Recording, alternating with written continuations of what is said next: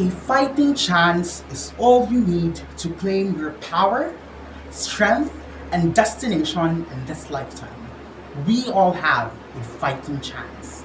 This is manifested through a student aiming to get an A plus in school, a debater or judge striving to break in a tournament, an old couple who is still attempting to have their first baby, or even me, trying my luck on the global stage at the moment. We all have a fighting chance. This fighting chance is an equalizing statement that puts us all into a singular playing field. However, some are deprived of having this chance, stripped of gaining this chance to be understood and accepted.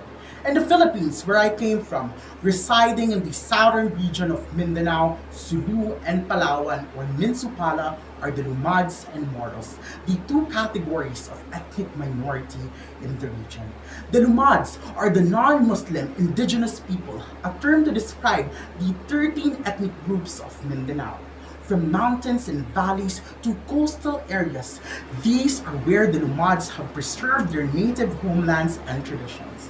Amidst their contentment in the state of isolation, multiple derogatory practices against them have perpetuated systemic disadvantages. 1. The historic fabrication under the Marcos regime through the Tasiday hoax used Lumads to feed the government's selfish attempt in claiming Sabah, cementing the prejudice label towards Lumads. 2. The state's aggression to make Lumads flee from their ancestral domains due to the expansion of logging, mining, and plantations pulled them into extreme poverty. 3. The persistent red tagging and the ill-fated Lumad killings at the hands of the military and paramilitary.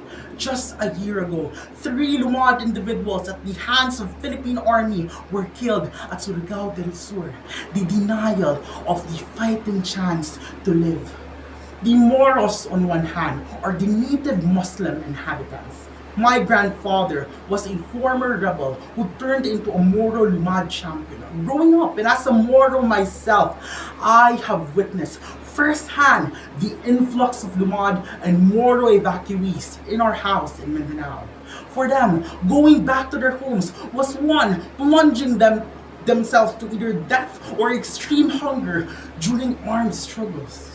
The continued generalized antagonism and discrimination towards Moors today is irrespective of the long thirst for self-determination brought by a bloody history. The Jabina massacre, where the seeds of the Moro insurgency began after discovering the dark intent of the government.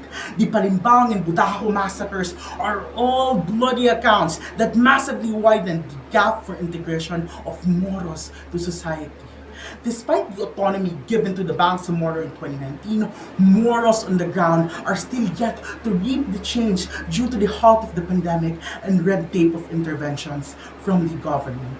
When you hear about my country, there are little to no stories and accounts regarding the struggle of Lumads and Moros and the need to address such. It is time to bring these stories to the center stage. Amidst these hostilities, the resiliency of the Lumads and Moros need not to be romanticized anymore. It has to be understood that this fighting chance will remain unresponded to when society itself stops us from taking our spaces. The fighting chance to liberate ourselves should not only rest in our hands in solitary, rather a chance reciprocated by society to also hear us, feel us, understand us, and respond by optimizing this fighting chance.